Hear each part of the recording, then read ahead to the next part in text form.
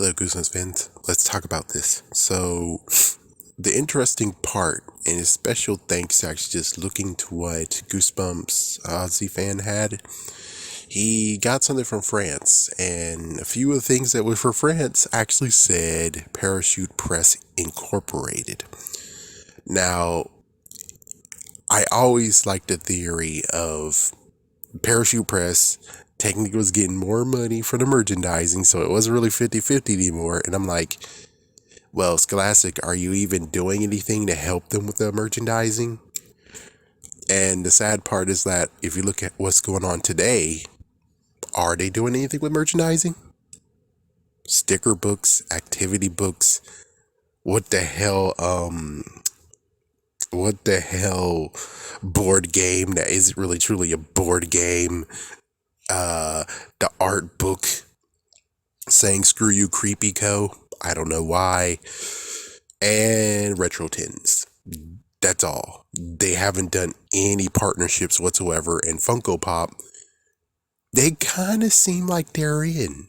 I actually did try to talk to Funko Pop Twitter's page, and well, they only just gave me Slappy looking at me.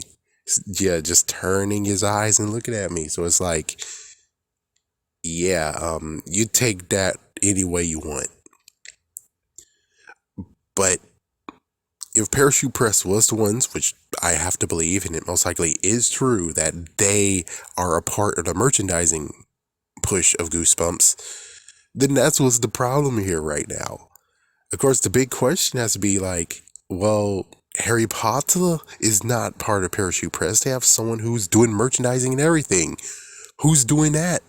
Who's doing all their other properties that actually have merchandising? Clifford is having merchandising, but not so much. Arthur had merchandising, but not so much. But it's like, yeah, but Harry Potter has someone. Where are they? And are you trying to say they both can't do two things at the same time? I think Harry Potter already did enough. Let Goosebumps have like a little bit of that. So it's weird that you don't really have anyone to do merchandising for Goosebumps. And I would have to say maybe it's like a sore spot. Yeah, maybe they're into their feelings, how, and I know, but Marvel is into their feelings about Black Panther and the whole thing of where are they going to recast them or they're not going to recast them. They're fully 100% good with not recasting them. And it's like, yeah, it's just like Scholastic. They are fully 100% believe they can do merchandising themselves when they need to. That's the messed up part. When they need to. So they give us a little bit of a few things and that's all. And they're like, okay, we're cool. We're a book company. Our merchandise is the books. So we just focus on the books.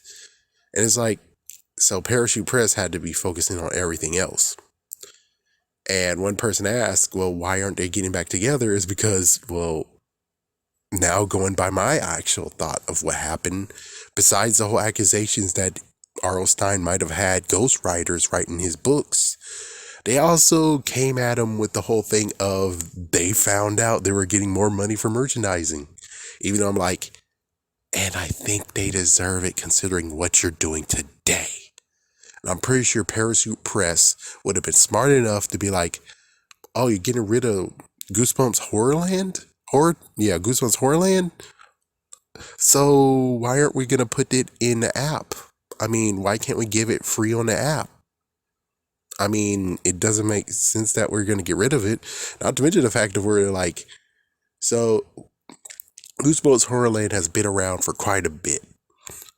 And apps, the tablets, they've became a big boom. So why don't we have a app version for Horrorland?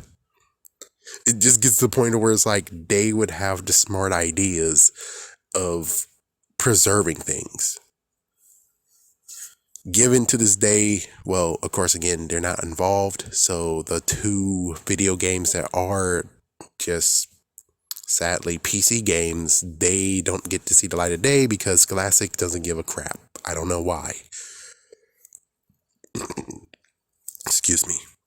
But it gets very weird where it's like, I'm pretty sure Parachute Press, who made a lot of things, did a lot of things, had a lot of ideas, they went everywhere, everywhere with Goosebumps. But look at Scholastic. They are not going everywhere. I'm pretty sure at this point, Parachute Press would have been already at Lego or Mega Constructs and been like, hey, let's make a deal. They would have been already with Funko Pop being, hey, let's make a deal. They would have been with Mezco, hey, let's make a deal. Heck, they would even go to WWE, go to Hasbro or Mattel and be like, hey, let's make a deal. It gets to the messed up part where it's like, there's going to be so many people with, hey, let's make a deal because it seems like it's going to be a good idea. And, oh yeah, don't forget about Hot Wheels. Yeah, don't forget about Hot Wheels or Matchbox. It's like, they can make an awesome deal here. And here you are, still not doing anything. Well, they did the shoes. Oh, you did the precious shoes? You did the precious little shoes, huh? Well, you needed a freaking basketball player to back them up. With Parachute Press, I'm pretty sure they didn't need a basketball player to back them up. I'm sorry to be a jerk, but technically, I'm pretty sure they wouldn't have backed it up. And even if they did, they would have been even crazier, being like, hey, well, we need to put more swag in here. Give them a freaking hat. Give them a freaking damn basketball with Goosebumps on it, baby. Let's give them a freaking bag. Yeah, a bag, to go to the gym. You can have a bag. It's like they would hook it up. And what you did? Shoes and a t-shirt. That's it. Shoes and a t-shirt. That's all we got. This is the 30th anniversary. Shoes, t-shirt, and a special book. That's all you're doing. Nothing else. Parachute Press would have done more. I'm pretty sure they would have done a lot more, but here you are and you're not doing it. What I would love for Parachute Press and Scholastic to get back together, oh yes, but it would be very, very hard considering the whole lawsuit thing, and they fought to get Goosebumps rights. It's like, well, it's good for you, Scholastic, but where's the merchandising? You have all the rights to Goosebumps, and yet you're not doing all that you can with it. I don't know what to say. I mean, I don't even know what to compare it to. I guess it's basically the idea of where I bought a book, but I bought it because the cover is beautiful. But it's like, you can do more than just look at the cover. You can read the book, It's like, nah, I'm good with just looking at the cover. It's awesome. And it's like, yeah, you see, this is exactly what you're doing, Scholastic. You can do more than this. And what you're doing is just basically like me being like, let me just read the first page. Not bad. Okay, well, I'm going to just put it back on the shelf and just admire it as beauty. And it's like, you see what you're doing? Hopefully someday they'll figure things out, but I can't say that because it's like, hopefully someday, and it's just year after year after year after year with just like no real merchandising. You let the second movie just flop when it's like you should have just waited. It's like, yeah, you should have just waited. Allow this to be the spin-off movie and then do Goosebumps 2 when Jack Black returns. But instead, you're like, no, we got to go fast. And it's like, I wish we knew what's wrong with you. It's like, I understand Parachute Press hurt you. But the thing is that you have to get over yourself. Either get a new merchandise manager or bring Parachute Press back. Because I understand that Goosebumps is not as good as it used to be. I understand that the hype is not really truly there. But even R.L. Stine said with the TV show, that's what fueled the books sales. And that fueled also the book sales. So the TV show fueled the book sales, and the book sales fueled all the merchandise. So I don't understand, really. Heck, I'm trying to do the whole thing of book and DVD combo. And lo and behold, y'all guys didn't do this. And it's like, I thought, it's like Parachute Press would have been on that, been like, yep, we're going to get the book. We're going to get the DVD of the episode. We're going to pack it together. It's going to be in the freaking circular for the kids. You're not doing anything.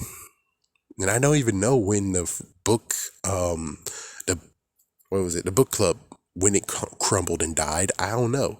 It's not like Animorphs book, Animorphs fan club, which I don't even know. Did that even exist?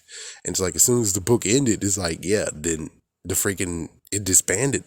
It makes sense that it's disbanded, but for you, y'all guys could have kept on going. Yeah, but the lawsuit.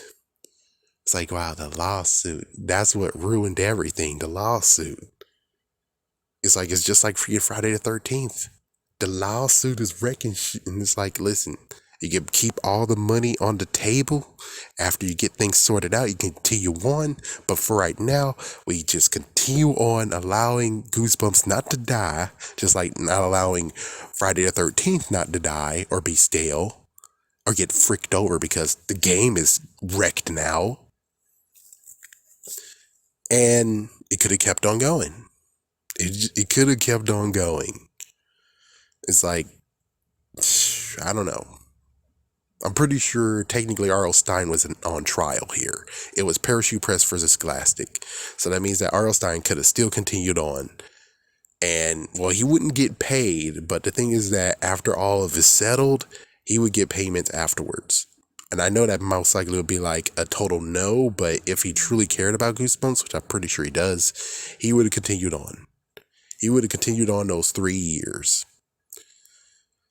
Either way, I don't know. That was scary night.